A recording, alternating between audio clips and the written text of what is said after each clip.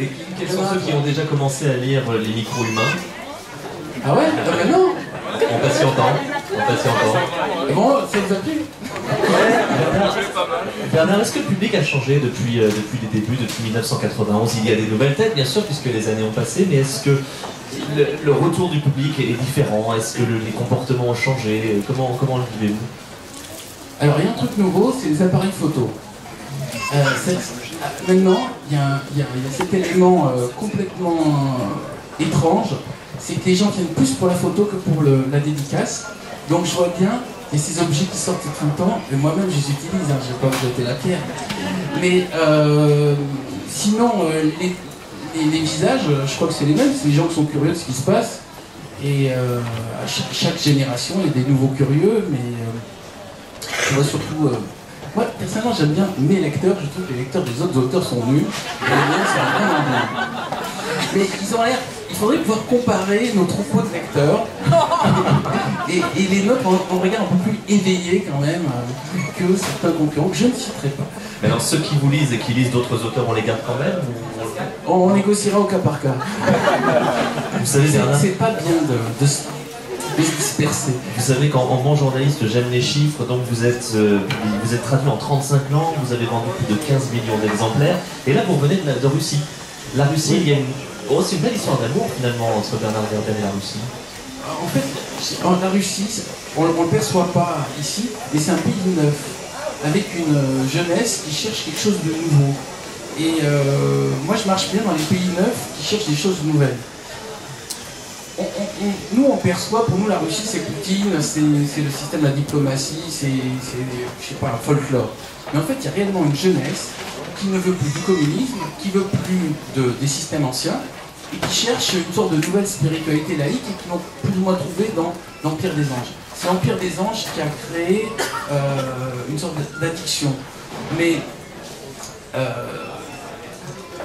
ce que je crois que de toute manière qui va se passer, c'est qu'il y a une nouvelle génération de gens qui se sont aperçus que les systèmes anciens ne marchaient pas, donc ils cherchent dans les livres d'imaginaire des nouvelles idées. Et je sens ça aussi en Corée. La Corée, c'est un pays qui sort d'une dictature, ils ne veulent pas du monde des parents, donc ils cherchent quelque chose de nouveau. En France, on n'était pas en dictature, donc il y a moins cet élan sorti de prison. Mais en Russie et en Corée, on voit des jeunes qui se disent « Ok, le modèle de nos parents ne peut pas nous servir, donc inventons de nouveaux modèles. » Vous trouvez qu'on manque d'enthousiasme en France? Et ça dépend sur quoi. Il y a un truc qui marche, il y a des choses qui marchent vachement bien en France, ce qui fait d'ailleurs qu'il y a des lecteurs ici. Maintenant, ce que je trouve, c'est qu'il est dommage que la littérature d'imaginaire soit un peu mise de côté et qu'on ait oublié, par exemple, quand j'étais journaliste à l'autre, j'ai voulu faire un article sur Pierre Boulle et tout le monde me disait « Mais c'est qui Pierre Boulle ?» Bon, Pierre Boulle, c'est le monsieur qui a fait la planète des singes, mais je considère que c'est cet héritage-là, qui est Jules Verne et Pierre Boulle, c'est cet héritage-là qui est intéressant de faire vivre. Mais actuellement, c'est pas à la mode en France, donc c'est pas à la mode dans le milieu littéraire, mais c'est à la mode dans le public. Donc, quelque part, je regrette que je puisse pas aider plus la science-fiction, si ce n'est intéressé à mes livres. Mais j'ai envie de vous dire, lisez d'autres auteurs de science-fiction, ouvrez-vous aux livres d'imaginaire, parce que l'imaginaire, c'est là où se font... C'est le vrai laboratoire d'idées. Un livre comme Le meilleur des mondes, un livre comme Orwell 1984, c'est des avertissements, c'est laboratoire d'idées, c'est pas juste des délires de personnes qui veulent raconter des histoires avec des extraterrestres ou avec des fusées. Ça va vraiment très loin. Moi, mes ouvertures de conscience se sont faites par la lecture d'Asimov, de Herbert et de Philippe K. Dick, et ce que j'ai reçu comme cadeau de ces livres, j'ai envie de les restituer. Mais la littérature m'a apporté énormément de choses que je n'ai pas trouvées à l'université, que je n'ai pas trouvées en regardant la télévision, que je n'ai pas trouvées au cinéma, que je n'ai pas trouvées en discutant avec mes contemporains, parce que le livre est l'outil dans lequel il peut y avoir le plus d'idées, le plus d'imaginaire et le plus de réveil de créativité. Mettons-nous d'accord sur les mots. Là, vous parlez de science-fiction, mais vous m'aviez confié dans une rencontre précédente que vous aviez plutôt l'impression d'écrire de la philosophie-fiction. Oui, parce que dans le mot science-fiction, il y a l'idée que la science peut sauver, enfin, va changer le monde. Moi, je crois que la science, c'est qu'un outil, c'est le changement de mentalité qui importe. Et ce que je raconte dans les micro-humains, c'est l'apparition d'une humanité qui est surtout différente dans sa mentalité. Nous sommes arrivés à un point où nous avons une sorte de garantie, nous allons manger tous les jours, nous ne sommes pas en guerre, même s'il n'y a pas de menace et tout, nous avons tous vécu jusque-là dans un certain confort. Ça nous a permis de nous arrêter et de réfléchir. En nous arrêtant en réfléchissant, nous voyons quoi? Nous voyons le monde de nos ancêtres, de nos parents. Nous comprenons là où il y a eu des choses qui ont marché, là où il y a des choses qui n'ont pas marché. Maintenant, c'est à nous d'inventer des nouveaux chemins qui fassent qu'on réussisse là où eux ont peut-être échoué. Et troisième humanité, les micro-humains, c'est inventons un nouveau monde qui soit peut-être non plus uniquement tourné vers la technologie, mais qui puisse être tourné, par exemple, avec une réconciliation avec la planète. Pourquoi des cycles? Pourquoi entamez-vous un nouveau cycle avec Troisième Humanité dans les micro-humains et le deuxième tome?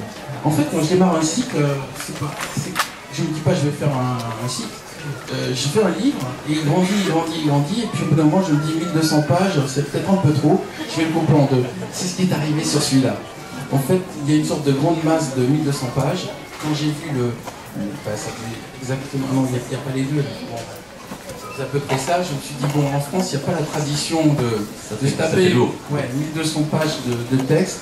Donc on va le faire en 2 fois, et puis comme ça fait un teasing. Et puis après, quand j'en ai fait 2, je me suis dit, mais on est vachement bien dans ce monde. Il y a tellement d'idées à sortir.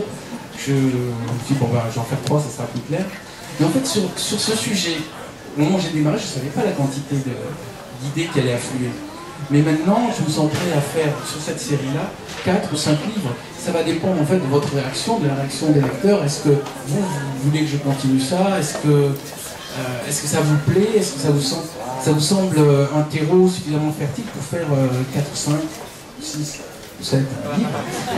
Non, mais sur ce sujet, en fait, c'est sans fin pour une raison simple. C'est que ça parle du futur de l'humanité. Ça répond à la question, et d'où venons-nous? Qui sommes-nous? Mais surtout, où allons-nous? Et où allons-nous? Je peux faire où allons-nous dans 10 ans, où allons-nous dans 20 ans, où allons-nous dans 50 ans, où allons-nous dans 100 ans, où allons-nous dans 10 000 ans, où allons-nous dans 1 million d'années, où allons-nous dans 150 millions d'années, où allons-nous dans 300 millions d'années. Et à ce moment-là, pour un auteur de science-fiction, c'est un vertige, c'est un bonheur, c'est comme si j'avais, je sais pas, un scooter des mers, je fonçais tout droit, et il n'y a pas de limite dans la réserve d'essence, c'est-à-dire que je peux foncer sur l'océan sans fin.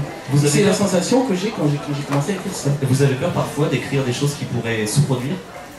Qui pourraient se produire? J'en ai écrit une première. Alors, la Troisième Humanité a une histoire bizarre. Et je commence par raconter Fukushima. Et je raconte comment... Parce que les Japonais ont un mot qui veut dire le mélange du tsunami et de la centrale nucléaire qui va péter. Je me suis dit, tiens, si on a inventé ce mot, ça veut dire que dans leur esprit, dans leur culture, il y a déjà cette situation. Donc j'avais démarré Troisième Humanité par cette scène. Ça vous avait marqué ça?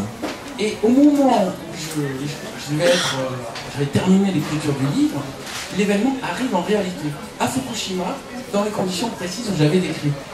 Non, je ne me suis pas dit chouette, je suis un prophète, je me suis dit zut, je vais devoir virer la scène, parce que ce qui était de la science-fiction est en train de devenir de l'histoire. Ce qui était du passé, du futur probable, est en train de devenir du passé certain. Et alors, nous, auteurs de science-fiction, on se retrouve dans cette situation étrange. Il faut aller plus vite que l'actualité, parce que l'actualité accélère tellement, l'histoire accélère tellement, qu'on peut se faire doubler, comme c'était le cas. Donc du coup, j'ai changé le lieu, j'ai gardé un peu la scène pour la fin de Troisième Humanité, parce que j'avais écrit et que je la trouvais jolie. Et après, je suis tout le temps dans une course pour essayer de sentir ce qui va se passer avant que ça se passe. Alors parlez-nous de cette micro-civilisation, les émages que les hommes ont créées, les émages c'est MH, micro-humains. Dans ce meilleur des mondes, les MH font toutes les tâches que les humains n'ont pas envie de faire, jusqu'au jour où 3 de ces émages vont être torturés, et là il va y avoir un revirement de situation. En fait, la vraie problématique des micro-humains, c'est à partir de quand devient-on un humain? Est-ce que le fait d'être plus petit de taille enlève le statut d'être humain, sachant que ces êtres sont exactement comme nous, si ce n'est qu'ils sont plus petits? Ça a l'air un délire, les micro-humains, mais techniquement, on peut fabriquer des tout petits humains. Comme on fabrique, vous savez que les chevaux, on fait des chevaux qui sont grands comme des petits chiens, on peut fabriquer un humain tout petit, il suffit d'agir sur l'ADN, sur l'hormone de croissance, ce qui fait qu'on n'en voit pas l'intérêt. La seule trouvaille, trouvaille de début que j'ai eue sur le micro-humain, c'est de dire, ok, si on utilisait des petits humains pour faire des tas de tâches que ne peuvent pas faire les grands, comme des opérations chirurgicales très précises, ou se faufiler dans des endroits où un grand ne peut pas aller, Et à partir de cette idée-là, est apparu en effet une sorte de sous-prolétariat vachement plus précis, plus efficace, plus neuf aussi, parce qu'ils n'ont pas tous les traumatismes que nous avons nous de notre histoire. Donc j'ai inventé une humanité plus petite, plus féminine, plus solidaire, plus enthousiaste, plus efficace. Et cette idée-là, après, m'a amené à dire pourquoi ces êtres-là n'auraient-ils pas le statut d'être humain? Pourquoi ce ne sont pas nos égaux? C'est une problématique un peu similaire qu'on trouve dans le clonage. Si nous fabriquons scientifiquement des clones, de quel droit devons-nous dire, par exemple, si on fabrique votre frère jumeau, de quel droit on devrait vous dire, bah, vous êtes un humain, votre frère jumeau n'en est pas un, sachant que c'est le même cerveau, le même être. Ben là, c'est pareil pour les micro-humains. De quel droit leur enlève-t-on le statut d'être humain? Et donc la vraie problématique micro-humain, c'est qu'est-ce qui nous définit? Alors à un moment, l'un des personnages va d'ailleurs dire l'humanité n'a pas arrêté de s'agrandir au fur et à mesure qu'elle s'agrandit et s'enrichit. Il faut voir qu'à l'époque des Grecs, les femmes, les esclaves, les étrangers n'avaient pas le statut d'être humain. Ils étaient considérés comme des sous-êtres qui n'avaient pas le droit de vote, qui n'avaient pas... Les tuer n'était pas un crime. Et c'est progressivement qu'on est arrivé jusqu'à cette époque où, a priori, les femmes, les esclaves et les étrangers sont considérés comme des égaux. Donc j'ai juste poussé le curseur, imaginons qu'on fabrique de nouveaux esclaves, de nouveaux étrangers, en plus des femmes, essentiellement 90%. Est-ce que ceux-là, on peut aussi les intégrer et on peut aussi profiter de leurs différences pour enrichir l'humanité? À quel moment se fait la prise de conscience? À quel moment les émages se rendent compte que finalement, ils peuvent peut-être prétendre à autre chose? À quel moment un être humain peut réagir comme ça? Mais les images, ils sont d'abord émerveillés par la société humaine. Parce qu'ils arrivent, ils n'ont pas demandé à naître. Et je crois que la première chose qui s'est passée, c'est que, enfin, quand j'ai imaginé ce monde, je me suis dit, ils doivent être très contents d'exister, très contents de bénéficier de toute notre culture, de toute notre technologie et de notre histoire pour ne pas faire les mêmes erreurs. Après, c'est quand il y a cet instant où on leur fait du mal, on tombe devant un problème qui est, est-ce que c'est un crime? Et là, c'est un dilemme, je crois que chacun, en lisant le livre, va trouver ses propres réponses. Est-ce que si vous aviez chez vous une petite femme qui ressemble à une poupée de 17 cm et qui, a priori, fait toutes les tâches subalternes et comme vous, est-ce que vous allez dire c'est quand même dégueulasse, on devrait lui filer un SMIC et puis on devrait lui laisser voter? Et vous allez voir que c'est pas si évident que ça, parce qu'on a naturellement envie d'abuser de la faiblesse des autres. C'est ce que l'on retrouve finalement dans chacun de vos livres, c'est que vous aimez bousculer les consciences. Il y a plusieurs lectures, il y a le plaisir du roman et du plaisir de la science-fiction, et puis à un moment on se dit, mais il nous interpelle quand même sur beaucoup de points de nos vies. Oui, je crois qu'on n'est plus dans l'aventure de l'intelligence, on est dans l'aventure de la conscience. Et l'aventure de la conscience, c'est précisément le moment où on se dit, est-ce que notre compassion s'étend à d'autres êtres qui ne sont pas exactement comme nous? Alors il y a la compassion pour la nature, pour les animaux, pour les gens qui souffrent. Est-ce qu'on pourrait l'élargir jusqu'à des micro-humains? Il y a une phrase que j'avais mise dans l'ouverture de... je ne sais plus lequel j'en ai dit. C'est une phrase d'Einstein qui disait l'homme grandit par sa capacité d'élargir sa capacité d'amour. Et plus on est capable d'introduire une solidarité avec d'autres formes de vie, plus on s'élargit soi-même. Et je crois que c'est l'enjeu de notre époque. Ça consiste à sortir de l'égoïsme d'espèce et de regarder ailleurs, d'élargir les horizons. C'est aussi pour ça que d'ailleurs dans la capacité d'amour, ce mot est un peu bizarre, mais je mets aussi la terre. Je crois que pour l'instant il n'y a pas de réel échange d'égal à égal, ou un échange affectif réel entre nous et notre planète. On lui pique tout ce qu'on peut lui piquer, et après on va essayer d'être les moins méchants possibles. C'est pour ça que vous en avez fait un personnage à part entière. Oui, parce que la Terre est, je pense, une forme de vie, d'intelligence et de conscience. Je ne vois pas pourquoi une masse avec en plus différents matériaux et la chaleur et une peau, quelque chose qui vit, qui respire, qui tourne, elle serait dénudée de perception des hommes qui sont dessus. Parce que pour nous, l'intelligence, c'est un cerveau qui ressemble au nôtre et un esprit qui fait comme nous. Mais on peut sortir de cette vision, et en tout cas c'est le privilège du romancier, c'est qu'on peut très bien essayer d'imaginer ce que pourrait être l'esprit d'une planète de 4,5 milliards d'années qui nous perçoit comme les derniers locataires, et des locataires en plus... encombrants parfois. Parfois, ouais, qui la grattent. Parce que c'est ce que l'on retrouve dans les micro-humains, et comme dans le premier tome de Troisième Unité, c'est donc l'humanité, c'est que la Terre est un personnage à part entière, vous la faites parler, elle souffre, et elle se venge aussi parfois des humains.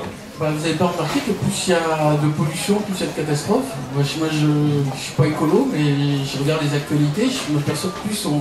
Justement, est-ce que c'est un pied pétrole? Est-ce que c'est un pied de nez aux écologistes? Ou à ceux qui se revendiquent? Moi j'ai rencontré des écologistes, j'ai discuté avec eux, et il me semblait qu'ils étaient très dans la politique. Et je crois que le combat qui m'intéresse, c'est plus dans la conscience que dans la politique. Je ne crois pas qu'il y a des systèmes d'alliance, de machin, enfin tout ce qu'on voit là, on a vu le merdier récent là avec Cohn-Bendit qui s'en va, machin. Qu'est-ce que c'est que ces luttes de chapelle? Il y a un moment, le combat, c'est l'air qu'on respire, l'eau qui nous sert à nous laver le matin, l'eau potable, et la planète qu'on laisse à nos enfants. Et ça, j'entends pas ce discours. Et puis, il y a cette chose qui me semble évidente, c'est l'autorégulation de l'espèce, qui est un sujet tabou chez nous, mais qui en fait, quand même, c'est une évidence que si on est 11 milliards, et si tous on a une voiture, un téléviseur et un réfrigérateur, ceux auxquels on a tous droit, je ne vois pas pourquoi certains n'en auraient pas d'autres, à ce moment-là, il va falloir abattre beaucoup d'arbres, il va falloir prendre beaucoup de pétrole, et il va falloir faire tourner beaucoup d'usines, et à ce moment-là, je pense que les réserves de matières premières de la planète ne suffiront pas. Donc, soit on va chercher notre planète ailleurs, soit on stocke la croissance. Et c'est aussi de ce débat dont parle le micro-humain, c'est peut-on être toujours dans le toujours plus sans abîmer notre planète et en laissant une planète correcte à nos enfants. Il y a chez les Indiens d'Amérique, dans les Powwow, au moment où ils prenaient des lois, il y avait l'idée de faire représenter les prochaines générations par un Indien qui disait oui, peut-être que ça va nous régler nos problèmes actuels, mais ça va créer des problèmes à nos enfants. Je trouve qu'il devrait y avoir pareil à l'ONU, c'est-à-dire quelqu'un qui représente nos prochaines générations et qui dit ok, là ça résout notre croissance immédiate qui nous angoisse, mais par contre ça fout en l'air la planète. Je pense notamment d'ailleurs au gaz de schiste sur lequel j'ai l'impression qu'il ne faut surtout pas faire cette connerie-là. On va foutre en l'air les nappes phréatiques et c'est une catastrophe. Bernard, est-ce qu'en écrivant, vous dévoilez certaines peurs, certaines angoisses par rapport à l'avenir de nos enfants, de notre planète? Ou est-ce qu'au contraire, en écrivant, vous essayez peut-être de donner des pistes de réflexion, peut-être aussi des pistes de solutions?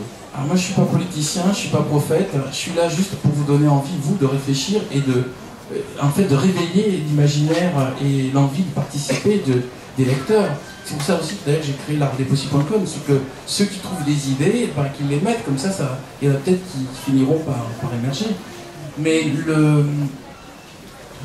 le travail du conteur, en général, consiste à proposer des voies de questionnement différentes. C'est déjà beaucoup. Parce que si ce travail n'est pas fait, on confie notre avenir à des experts, et les experts, je crois qu'ils ne sont pas très bons, et depuis très longtemps ils ne sont pas très bons, c'est-à-dire ils font des universités, ils font des examens, tout ça, et puis au final, on n'a quand même pas vu beaucoup d'experts qui prévoyaient le futur. Donc si eux n'y arrivent pas, pourquoi n'importe qui ne s'autoriserait pas à proposer des visions, et puis on verra bien ce que ça donne. En fait, ce que je propose, c'est une démocratisation de la perspective. Réfléchissez, vous, tout seul, sur comment va évoluer le monde, sans écouter l'expert qui, au journal de 20h, va vous dire c'est comme ci et c'est comme ça. Les contes de nos enfances nous ont fait grandir et avancer, et je reprends votre terme, c'est vrai que vous êtes un bon conteur, je trouve que c'est un mot qui vous va bien, peut-être plus que romancier ou écrivain, un vrai conteur, j'aime bien cette définition par rapport à ce que vous nous proposez. Troisième humanité, c'est donc votre deuxième tome, Les micro-humains. Je vais vous laisser maintenant à la rencontre de vos lecteurs, puisque vous êtes très attendus. On va passer une partie de la fin d'après-midi ensemble. Merci Bernard Werber, je rappelle que c'est donc le jour J, puisque le livre est tout chaud, il vient de sortir, Les micro-humains, chez Albin Michel. Merci à vous tous et bonne fin d'après-midi avec Bernard Werber.